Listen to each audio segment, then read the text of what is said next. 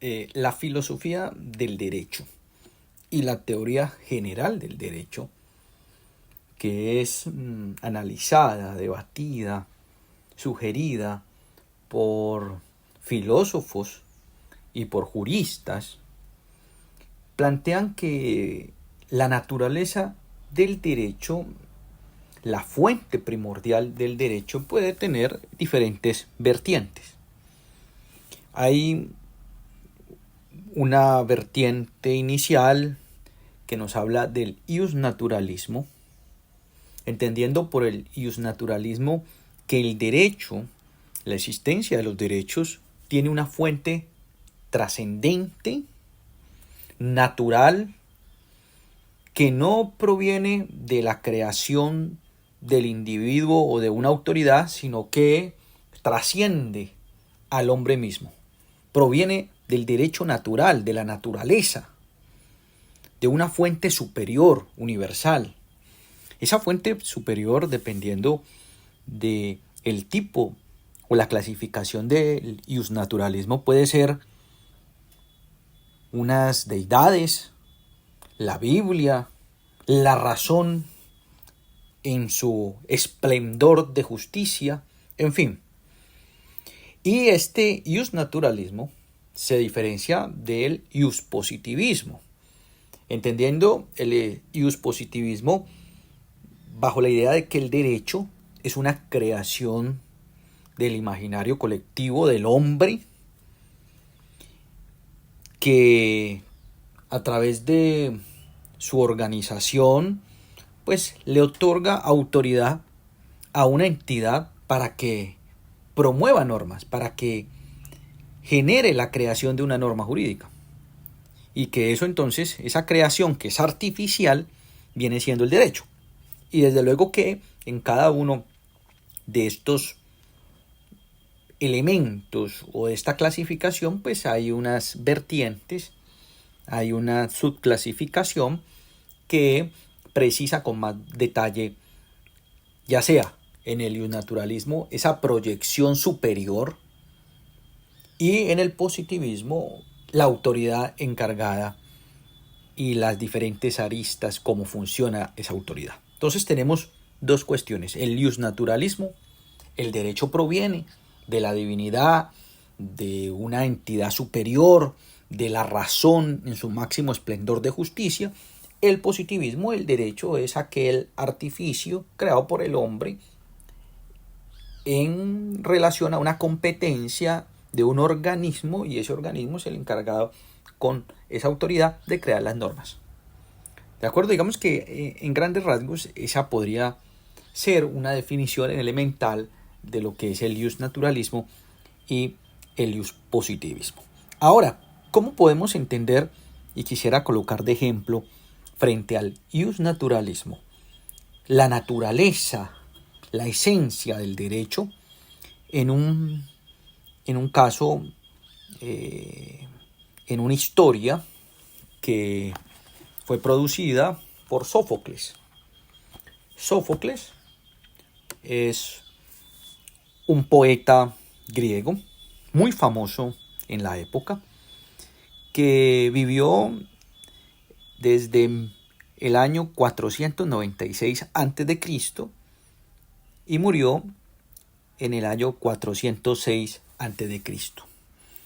Vivió cerca a Atenas, de manera precisa en Colono, una polis en las cercanías de Atenas. Se inclinó por el género literario trágico, ¿sí?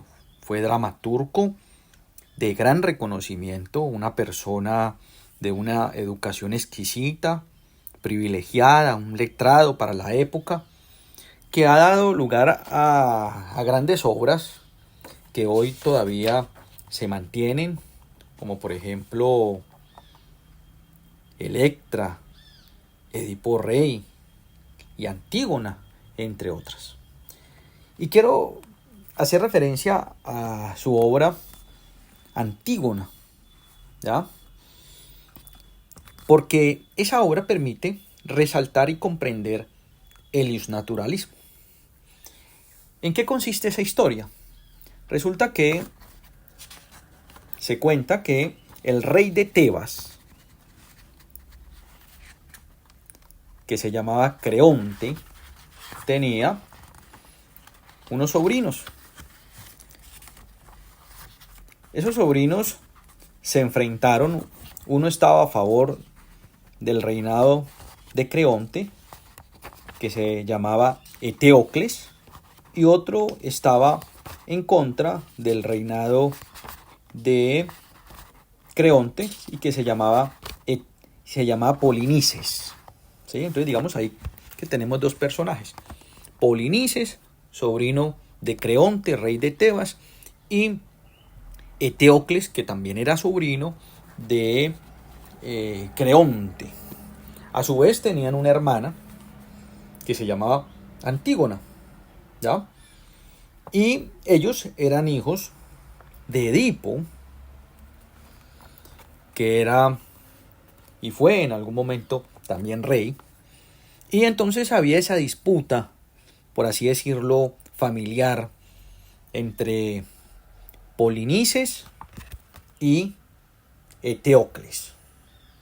Eteocles se va a favor del reinado de Creontes y Polinices, digamos que se va en rebeldía. Se enfrentan los dos en esa lucha a muerte y en la guerra terminan los dos hermanos muriendo, que pertenecían a diferentes bandos. ¿Qué hace entonces Creonte? Creonte decide, a través de un decreto, a través de un edicto, darle honores fúnebres a Eteocles, mientras que a Polinices decide que no tenía derecho a los ritos funerarios y que su cuerpo se iba a dejar al aire libre para que todas las personas vieran y que se lo comieran los animales, en fin, no iba a tener el derecho a esos honores fúnebres que eran tan importantes desde el punto de vista de los dioses, de la cultura en ese momento en Tebas y en toda Atenas en general. Entonces Antígona, que es la hermana, pues empieza a considerar rebelarse en contra de ese decreto y dice: ¿cómo es posible que mi hermano no vaya a tener los honores fúnebres? Eso es una afrenta a la voluntad de los dioses, a las leyes divinas. Y desde luego genera una serie de debates y contradicciones en contra de ese decreto y dice, en términos precisos, que menosprecia las leyes sagradas de los dioses, que ese decreto es un decreto injusto, que ella debe rendirle culto más que a los vivos, a los muertos con los cuales compartiría eternidad.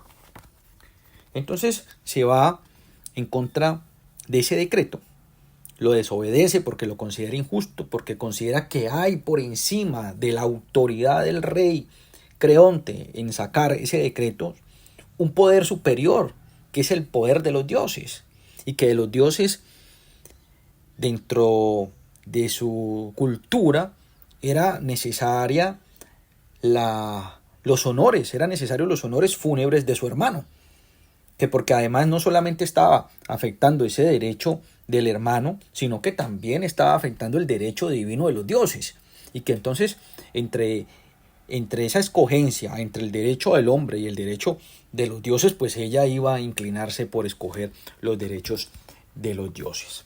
Desde luego que Antígona pues rinde los honores fúnebres a su hermano, lo entierra y se entera Creonte y condena a Antígona a ser enterrada viva, por así decirlo, en una cueva, y ella en últimas termina al final de la historia suicidándose. Pero se genera entonces ese debate de la moralidad, del derecho divino de los dioses, el derecho que tiene el rey de autoridad y que sus decisiones se cumplan, y hay un debate muy interesante que resalta el concepto del iusnaturalismo, porque fíjense que aquí se da prelación a la esencia de un derecho trascendente, superior al derecho positivo que puede crear el hombre, y se da escogencia, repito, a ese derecho trascendente superior que está en cabeza de los dioses. Y así actúa Antígona. Y este ejemplo, esta historia de Sófocles, pues permite encajar con mucha precisión el concepto del iusnaturalismo. Es decir, el derecho proviene de una visión superior, en este caso de los dioses. Es un derecho divino, pero también hay unas líneas que apuntan a considerar el derecho desde un punto de vista bíblico, el derecho de Dios, ¿sí?, de Jesús en la Biblia. Y también más adelante encontramos el iusnaturalismo entendido como ese derecho de la razón enfocada a lo que es justo, que está por encima del derecho positivo y que es de gran importancia para el estudio del derecho, porque recordemos nosotros que en esos regímenes totalitaristas, especialmente el de Hitler en la Alemania nazi, pues los crímenes en contra de la humanidad cometidos por los militares estaban avalados por el principio de legalidad, es decir, eran normas jurídicas. Sin embargo, cuando se adelantan los juicios de Nuremberg tuvieron su visión en el iusnaturalismo, no en el iusnaturalismo proveniente del derecho de los dioses ni de Dios, sino que lo enfocaron al iusnaturalismo proveniente del derecho de la razón, de los derechos humanos, de la justicia. Y para llegar a la justicia se llega a través del uso de la razón, de tal manera que un derecho extremadamente injusto pues no puede considerarse como tal, es inválido. Y esa fue la razón o el fundamento iusnaturalista para poder generar los juicios de Nuremberg, donde pagaron los grandes responsables por los crímenes a la humanidad que se cometieron en el Holocausto nazi. ¿Ya? Que desde luego cada quien tendrá su visión. En lo personal, puedo tener una inclinación por la existencia de la razón, ¿sí?, pero que va también muy de la mano con la idea de un ser superior, de Dios, de Jesús, que es el que permite el uso de la razón, ¿ya? Es decir, pensando en la escolástica quizás de Santo Tomás. Entonces ahí encontramos esa importancia de conocer el concepto del iusnaturalismo como fuente trascendente del derecho, el concepto del iuspositivismo y cómo la historia de Antígona nos coloca, nos ejemplifica cómo funcionaría el iusnaturalismo, en este caso a través de un derecho de los dioses, ¿sí?, que se enfrenta en contra del derecho de Creonte, que era el rey. Y Antígona, luego de hacer su análisis moral, considera que debe darle prelación al derecho de los dioses y termina contrariando esa norma del rey. Y desde luego el desenlace de Antígona es trágico, porque pues ella se suicida, su esposo, su novio, su prometido, pues también se va en contra del rey y lo intenta persuadir de los errores que estaba cometiendo. Su novio, el prometido, era hijo del rey Creonte, pero pues no logra hacerlo cambiar de parecer y en últimas pues termina también sintiendo todo ese malestar de que su novia, su prometida, había sido condenada, encerrada en una cueva sin posibilidad de sobrevivir, y termina en esa cueva, que fue enterrada viva prácticamente, pues termina en esa cueva suicidándose.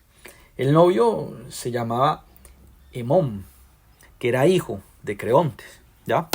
Y también ahí hay un choque y una rebeldía y una discusión, un diálogo muy interesante sobre la moralidad y sobre la justicia divina en relación a la justicia del hombre. Entonces aquí podemos compaginar esta historia de Antígona con el iusnaturalismo. ¿Para qué? Para comprenderlo mejor, para entenderlo y profundizar más en estas cuestiones de filosofía del derecho y teoría general del derecho. ¿De acuerdo? Entonces quería compartirles a todos ustedes esta historia que nos permite, como he dicho, conocer y detallar el iusnaturalismo aplicado a un caso, a una historia de literatura trágica expresada por Sófocles. ¿De acuerdo? Muchas gracias por escucharme.